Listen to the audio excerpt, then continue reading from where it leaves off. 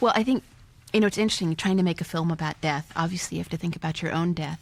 And what was interesting for me was that it took me 4 years to make the film. And I think at different stages, I really thought I was dealing with my own death. And early on, the film had a fair amount of humor to it. And at one point, I'd taken some time away from the film, actually because I'd had to go study for my boards and take my board exams in emergency medicine. Sort of a terrible contrast. But then when I came back to work on the film, I was really surprised to discover that there was a scene with me in a coffin. And I realized that I had thought I was trying to deal with my own death or sort of face my own death. But actually, I was sort of making a joke of it, which really keeps it at arm's length. And it just was interesting to me how long it took to get under all those layers of resistance.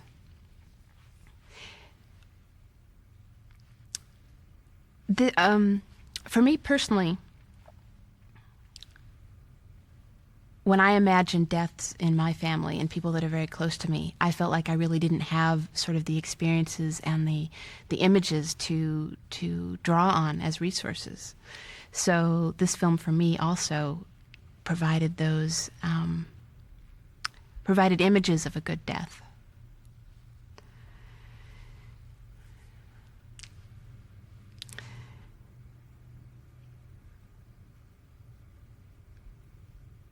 I think there's a sort of funny saying that most doctors will say something like VFib is the way to go, which means they usually will say that while they're eating a hamburger and French fries.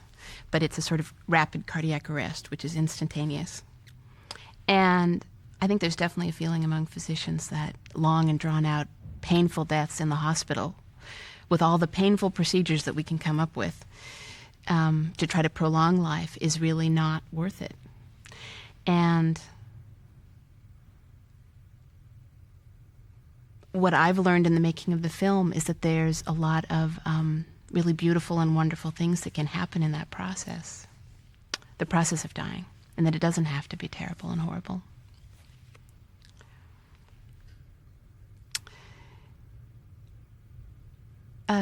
The best answer to that actually is about the nothing more you can do. What I hope that physicians will What I hope physicians will get from seeing this film is an understanding of all the things that they can do to help people at the end of their life. I think that typically doctors are focused on cure of diseases and treatments. And when there aren't any more treatments that can cure a disease, they typically say there's nothing more we can do, which I think is a really devastating and disheartening thing for patients to hear. And I think there's a lot of tremendously wonderful and powerful things that physicians can do at the end of life. They can provide medications to ease symptoms. They can provide compassion and support. And they can give patients the information that they need to sort of understand how their disease or their death might unfold.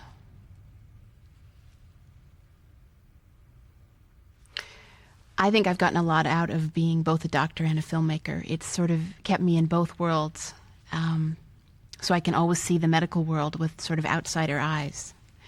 And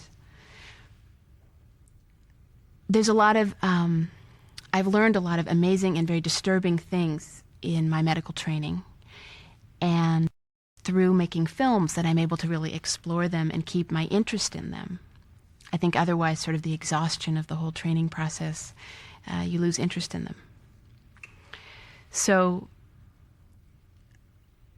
as both a filmmaker and a physician, when issues would trouble me in medicine, my reaction was to try to make a film about them, and it would be both a way for me to explore them and learn more about the issue, as well as trying to do something that would sort of improve the medical system in general.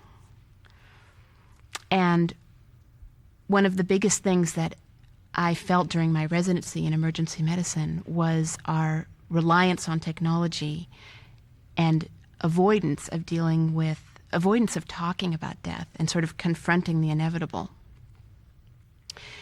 So I set out to try to make a film that would explain that.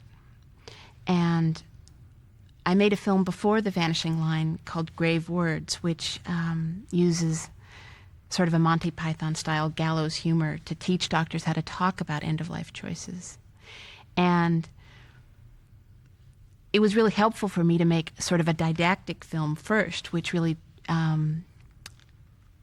sort of clearly spelled out how to have a conversation. But it also became apparent to me that you can't really have a good conversation about end-of-life choices unless you're very comfortable talking about death yourself. So it was in the journey to really try to understand death where I made The Vanishing Line. I think death is hard to talk about because it's a painful subject.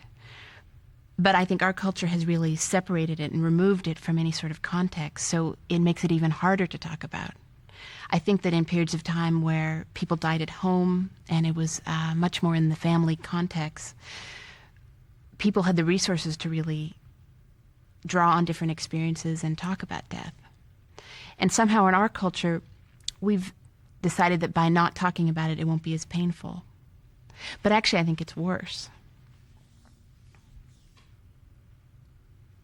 So in this film, I tried to give examples of different types of death and to try to give people vocabulary and images of how to talk about death. And I think that if you can have that to draw on, it can open something up, and you can then talk about death in a way that sort of pull the curtains back of an area that's been closed in our culture.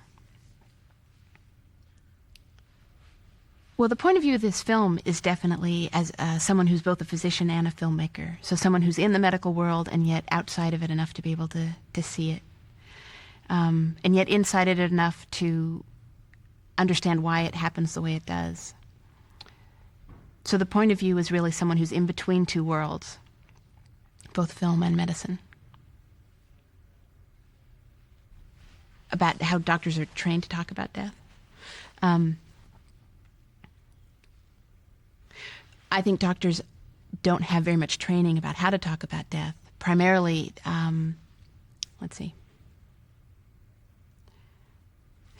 doctors primarily are focused on how to treat diseases, and they have very little training about how to really talk about death. And an example of that is in Daniel Callahan's book, The Troubled Dream of Life.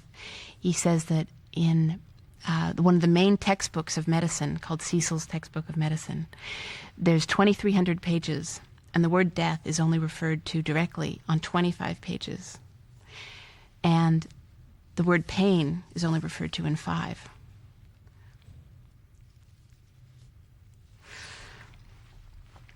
Well, let's see. Do I need to start over to... Well, as doctors are trained, the focus is always on treating diseases.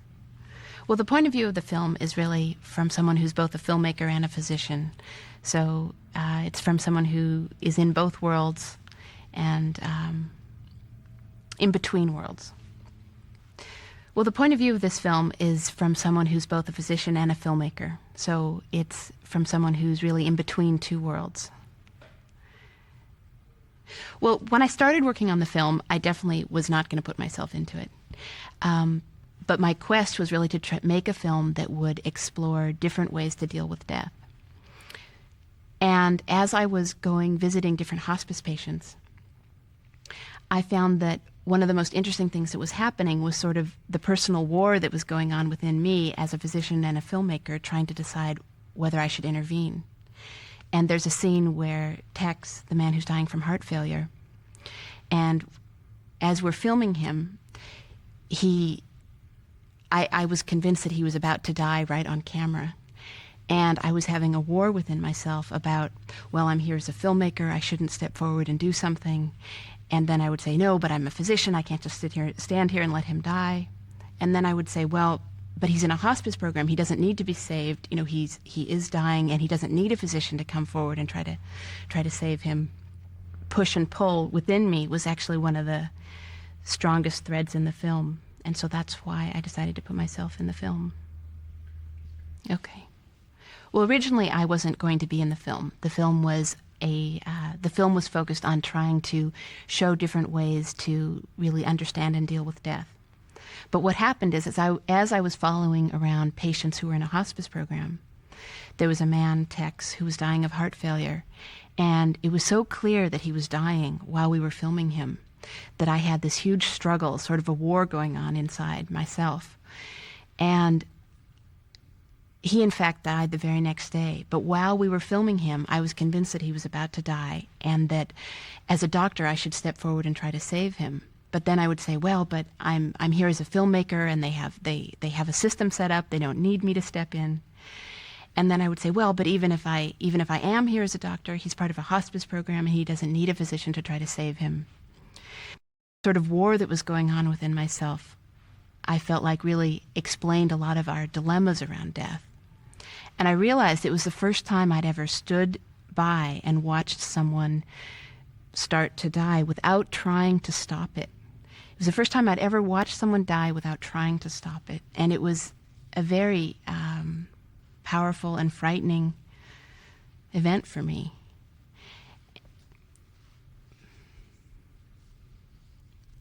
The point of view of the film is someone as a physician and a filmmaker really trying to understand death. And by being both, I'm sort of in between both worlds and can see the medical world with sort of outsider eyes, and yet can see the medical world with the eyes of someone who understands the system.